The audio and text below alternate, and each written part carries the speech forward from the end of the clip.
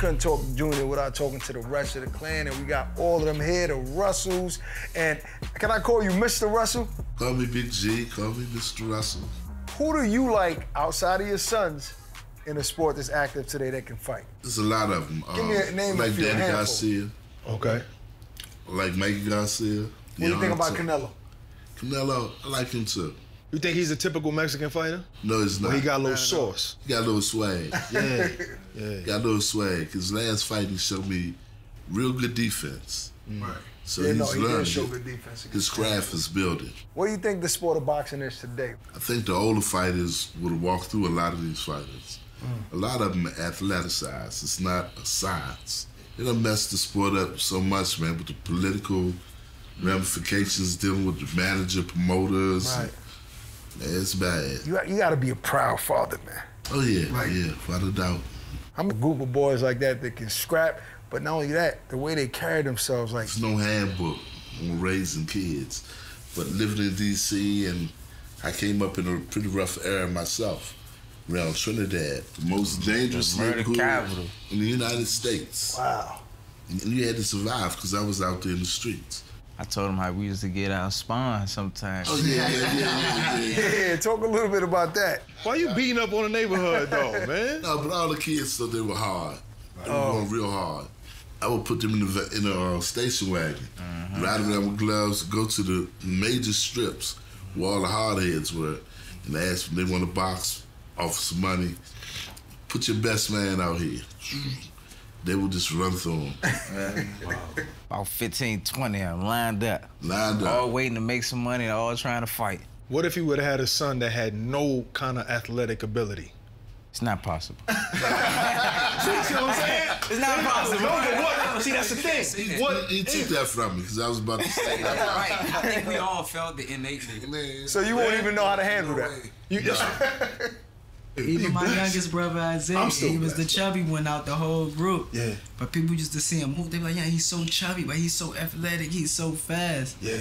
And one thing, you said how he transferred that savageness. Look, that's just not inside the ring. That's outside the ring as well. People gotta be careful how they talk to us, how they approach us, and everything. And they seen that same characteristic and trait through my younger brother one day when the little boy decided to punch him in his face. Strong genetics. They seen this little fat boy get down. They're like, you know what? It's just in all. Just in the blood. It's in all of it. It's hereditary. Never disrespected you? No, never, ever. I think one time, but that was my fault. He was asleep on the couch. Oh, shit. I had a devil mask. Okay. He didn't know it. Around Halloween time. Around Halloween, crept up to him. You know how old I was at the time? And scared him. He woke up fine. Oh, so he didn't know it was you? He didn't know it was I was mad, look. So that don't count as disrespect. Swole you up, slow you up a little bit. Bust my lip. How old was that, man? Man, he had to be about 4 or 5. He ain't scared none of y'all with the mask? He learned his lesson. He said, they gonna jump me. So he's the one that gave you the most trouble. Everybody else fell in line? All of them had those things they were just. This one was, I think, more aggressive. You know, used to beat up on kids in the neighborhood. The parents come down. And the parents didn't even know the kid just go cry. Oh, he beat me up. Father be outside washing the car. Father come down. Man, your son, man. I said, what son you talking about? Wanna go, girl?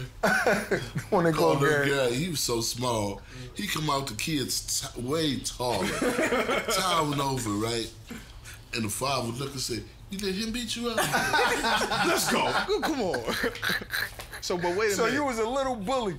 Nah, man, I wasn't a little bully. I was the one that beat up all the bullies. I didn't like people that tried to take advantage of people who they felt as though was a little less than them. You know, I never thought that was cool. Even if they was bigger than you. Nah, none of that matter. That size, none of that ain't matter. None of that ain't matter. But did you ever get punished for fighting? Because in my house, I can get punished for not doing homework or all that other stuff, but fighting, it didn't matter. You never get punished for that. I ain't get punished. No, never got punished for fighting. There was, you know, the reputation that these brothers, they can all fight, so y'all ain't get into too many fights in school if people knew. Or it still got tested. They got tested. They got tested. Short tested. We was whooping people. What? Somehow we was always tested. I guess it was our size. We was all small and short. Yeah. Right. You know, I guess some people heard the stories and be like, you know what? Let's really see if they about what I'm hearing. And then we never really carried ourselves like, you know, we were tough guys. We was always chill, well mannered. But so the two didn't even go. They brought it to you, right? As soon as they brought it to me, that's all it took. So did they have any options, like in terms of being fighters, or it's just automatic? Well, I played they football. had options. They played basketball. He played football. So you never forced them to do it? Basketball. No.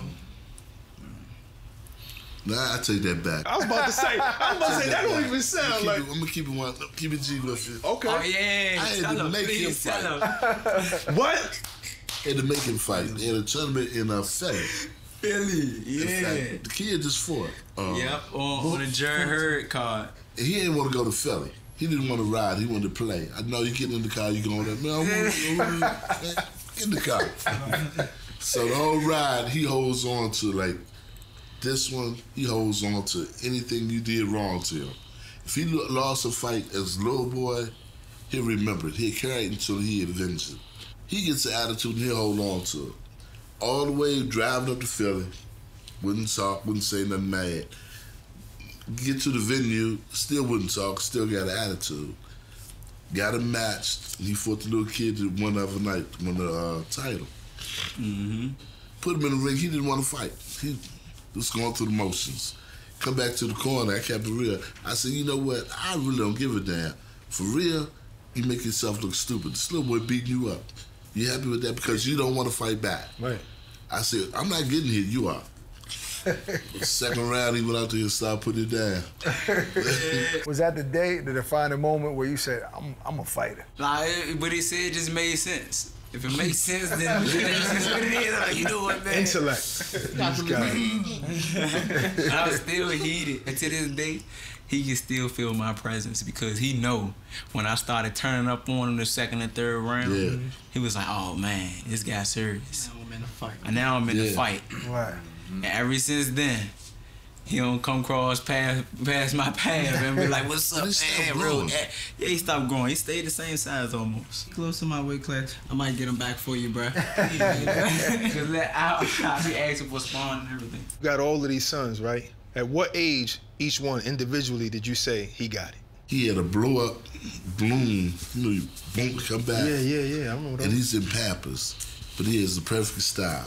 You can see his form. Even at that age. At that age. 1, 2. Oh man, 2.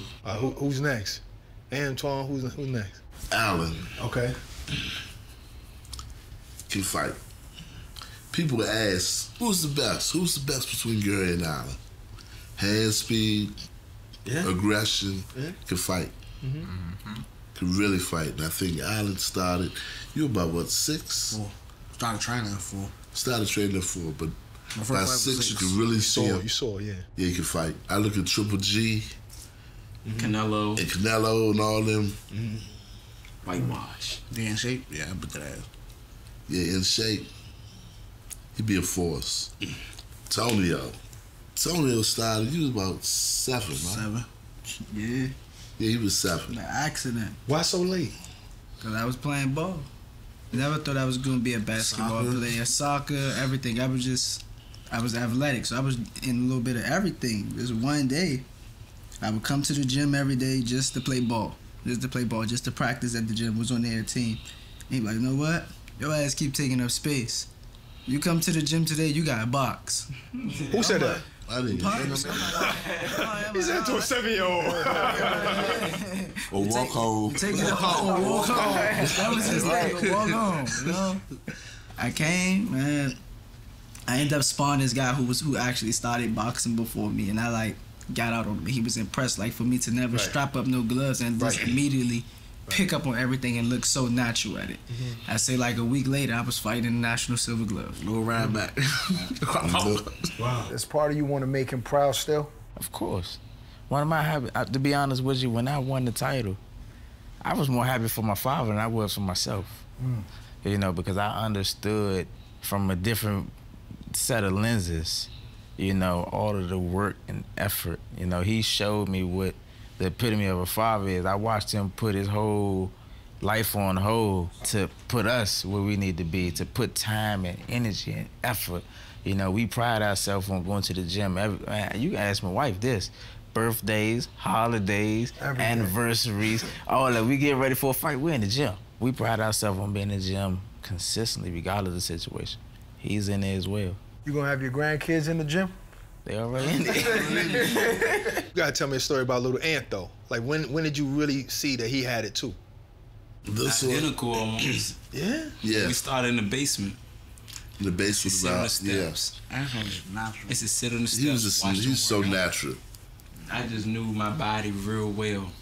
Athleticism was there innately through the genetic pool. No doubt. You know, I sit on the steps, watch them work out, watch them shadow box, watch them get yelled at, watch them get slapped around, all of that. And I was just trying to just figure out what was the whole reason for all of this. What was the viewpoint for him even trying to direct his energy into my brothers the way he's doing. Then I started seeing him go to tournaments. Then I started seeing him come back with belts and trophies. And I'm like, hold up. Then I started seeing smiles. I'm like, hold up. All right. So I want to be a winner too. I want to go there and train with y'all, you know? Yeah, so absolutely. it was like a domino effect. And that's how I really got hooked on phonics with the whole boxing thing. Then I started putting smiles on his face and then started giving him life. Family life. If it was all done right now, and let's say your kids maybe didn't want to fight anymore, Gary retired, would you be satisfied? I still want him to always continue to accomplish stuff. As far as him retiring, I told him, afterward, I said, about 4 fights, 5 fights. That's it. Leave it alone. You're a good father. A friend of his told me, man, a father is always going to be a father until the day he leaves this earth. Son is going to always be his son until his father leaves the earth. Are you guys are better fathers because Speaks of him? volume. This one here, he's a father.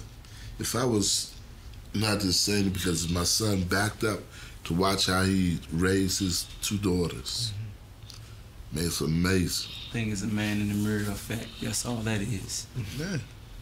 Everything has to be inspired by something. You know what I'm saying? So he gave me somewhat of a blueprint on how things should be. And of course, we still pick and choose what we want to utilize for our own personal self. Right. You know, but that blueprint was still there. It was a story. A young kid in the Yeah, woods. the Indian. The Indian. Yeah. It was an Indian in the Old woods. Indian in the Old woods. Indian. He was telling wouldn't himself, yeah, I'm ready to die because I learned all I can learn and know all there is to know. And one day, a young little kid comes in the woods and stumbled across his path and said, hey, why you out here? It's cold. You alone? He said, you need any help? He said, no, I'm just here to die. You know, I learned all I can learn, know all there is to know. He said, well, I'm sorry you feel that way, sir. I'll leave by yourself. And the Indian guy said, well, wait, before you leave, can you pass me some of those hot coals? Because it is getting cold out here. The young boy had a canteen on his hip. He poured some water in the mud and get to playing around in the mud with his hands. The old Indian guy said, what you doing? He said, I'm making mud mittens so I won't burn myself to pick up the cold. But the moral of the story was that it's more to learn. Always something to learn. You know, Always something to learn. it ain't done. It'll never be done. Been an honor to talk to you guys, man. It's inspiring, like the camaraderie and the love you guys have for one another. Thank you guys, man. Obviously. Seriously.